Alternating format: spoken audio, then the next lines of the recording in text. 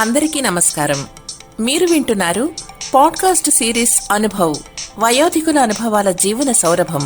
Heritage groups మరియు national institute for social defence, ministry of social justice and empowerment, government of India, media for community foundation, New Delhi సంయుక్త చొరవతో Shri Alok Verma, doctor R Sridhar కలిసి రూపొందించిన project Shrimati Shailaja Suman, Zahed ఫారూఖీల సమన్వయ కార్యక్రమమే అనుభవ్, వయోధికుల అనుభవాల జీవన సౌరభం.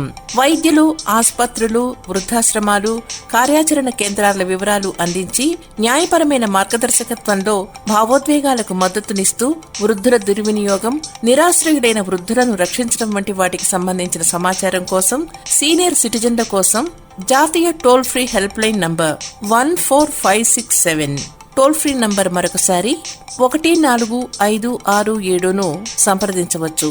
హెరిటేజ్ ఫౌండేషన్ హైదరాబాద్ సమర్పణలో అనుభవ్, వయోధికుల అనుభవాల జీవన సౌరభంలో మిమ్మల్ని ఇప్పుడు పలకరిస్తున్న వారు రిటైర్డ్ ప్రిన్సిపల్ పి. రఘురాం.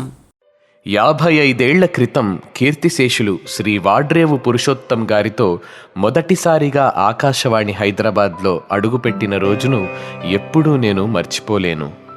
ఆ రోజు ఎంతోమంది కళాకారులకు నన్ను పరిచయం చేశారు. శ్రీ రావూరి భరద్వాజ గారు, శ్రీమతి శారదా శ్రీనివాసన్ గారు, పాకాల సావిత్రి గారు, టి సీత గారు మొదలగు వారిని అప్పుడే చూశాను. ఆ తరువాత ఆ పరిచయం కొంతకాలం కొనసాగింది. ఆకాశవాణి కార్యక్రమములను మా చిన్నప్పటి నుండి వినేవాళ్లం. అప్పట్లో రేడియో ప్రతివారింట్లో ఒక సభ్యుడి పాత్రగా పోషించబడింది. ప్రతి ఉదయం ఆకాశవాణి కార్యక్రమములు హైదరాబాద్ కేంద్రం ఇప్పుడు సమయం సరిగ్గా గంటలు, నిమిషాలు, సెకండ్లతో చెప్పడంతోటే ప్రారంభమయ్యేవి. అది విని దాని ప్రకారం మా గడియారాలను సరిచేసుకునేవాళ్లం. సరిగ్గా ఉదయం 6 గంటలకు ఆంగ్లములో వార్తలు, ఆ తరువాత సంస్కృతంలో వార్తలు, ఆకాశవాణి ఢిల్లీ కేంద్ర సమర్పణ, అనంతరం భక్తిరంజని మొదలయ్యేది. ఈ కార్యక్రమంలో తరచూ భక్త రామదాస్ కీర్తనలు, అన్నమాచార్య కీర్తనలు, నారాయణ తీర్థుల వారి తరంగాలు, లక్ష్మీదేవి స్తోత్రాలు మరియు ప్రతి శనివారం ఉదయం తప్పకుండా వెంకటేశ్వర సుప్రభాతము, స్తోత్రము, ప్రపత్తి, ఆదివారం సూర్యదేవుని ఆదిత్య హృదయం ప్రసారం చేసేవారు. ఇప్పటికీ ఆ 2 నోటికి వచ్చాయంటే కారణం ప్రతిరోజు వాటిని వినడం వలన మనసులో నిలిచిపోయాయి. ఎందరో మహానుభావులలో మా వాడ్రేవు పురుషోత్తం గారు ఒకరు. వారు కనుమరుగైన ఏ లోకంలో ఉన్నా వారికి నా శతకోటి వందనాలు. వారితో నాకు పరిచయం ఏర్పడ్డప్పుడు వారు ఆకాశవాణిలో ప్రొడ్యూసర్గా పనిచేసేవారు. నాకు వారితో పరిచయం 25 సంవత్సరాలు నిర్విఘ్నంగా కొనసాగింది. నాకు నచ్చినది ఆయనలో గల నిరాడంబరత, ప్రేమతత్వం, ఉన్నది ఉన్నట్లుగా మాట్లాడడం ఒకవైపు అయితే, మరొక వైపు వారిలో గల కవితా దృష్టి, సాంకేతిక పరిజ్ఞానం ప్రస్ఫుటంగా కనపడేది. ఆ రోజుల్లో ఆయనను సంక్షిప్త శబ్ద చిత్రాల సృష్టికర్తగా చూసేవాళ్లం.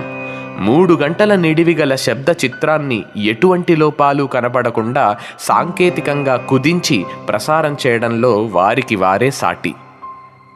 ఆదివారం వచ్చిందంటే ఇంటిల్లిపాది రేడియో దగ్గరకు వచ్చి చేరుకునేవాళ్లం. మరికొద్ది నిమిషాలలో సంక్షిప్త శబ్ద చిత్రం ప్రసారం అనే మాట రేడియోలోంచి వినడంతో మా అమ్మగారు ఎక్కడ పని అక్కడ వదిలి గబగబా వచ్చి రేడియో దగ్గర కుర్చీలో సెటిల్ అయ్యేవారు.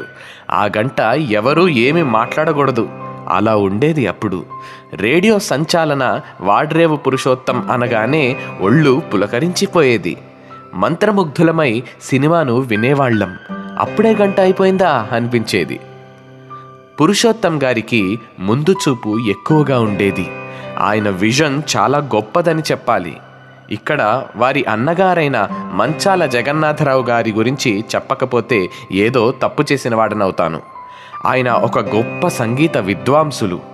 వీణ వాయిద్యంలో వారు సిద్ధహస్తులు. ఎన్నో కచేరీలు చేసి ఎన్నో పురస్కారాలు అందుకున్నారు.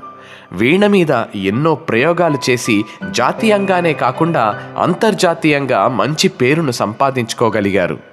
దానికి పురుషోత్తం గారు ఎంతో సహాయ సహకారాలు అందించేవారు. అన్నగారి కోరిక మీద వారి వీణను ఎలక్ట్రిక్ వీణగా మార్చగలిగారు అంటే వారికి గల సాంకేతిక పరిజ్ఞానం గురించి వేరేగా చెప్పనక్కర్లేదు. అప్పట్లో ఆయన ప్రముఖులు తెలుగులో రాసిన ఎన్నో పుస్తకాలను ఆంగ్లంలోకి తర్జుమా చేసి రాశారంటే వారికి గల రచనా స్మృతి ఎటువంటిదో ఊహించుకోవచ్చు. వారు రాసిన ఎన్నో రచనలు పుస్తకాల రూపంలో ప్రచురించబడ్డాయి. ప్రముఖ వాగ్గేయకారుల స్వర సంపదను తెలుగు జాతికి అందించిన ఘనత ఆ ఇరువురి సోదరులదే. పురుషోత్తం గారు సవ్యసాచి లాంటి వారని మేము అంటూ ఉండేవాళ్ళం. దానికి కారణం వారిలో దాగి ఉన్న అనేక కళలు. నాకు తెలిసినంత వరకు సంగీత పరంగాను, సాహిత్య పరంగాను, సాంకేతిక పరంగాను, ఒక రచయితగాను, ఒక అనువాదకుడిగాను, ఒక చిత్రకారుడిగాను మంచి పేరును సంపాదించుకున్నారు. పురుషోత్తం గారు మా అందరికీ ఒక స్ఫూర్తి ప్రదాత. వారి నుండి ఎన్నో విషయాలను నేను నేర్చుకున్నాను. 75 వసంతాల ఉత్సవాలు జరుపుకుంటున్న ఈ శుభ సమయంలో ఆకాశవాణి మరెన్నో నూతన కార్యక్రమాలతో తెలుగు ప్రజలను ఇంకా అలరింపజేయాలని భగవంతుడిని మనసారా కోరుకుంటున్నాను. రఘురాం పాటిబండ, విశ్రాంత ప్రిన్సిపల్, ప్రభుత్వ సాంకేతిక కాలేజీ.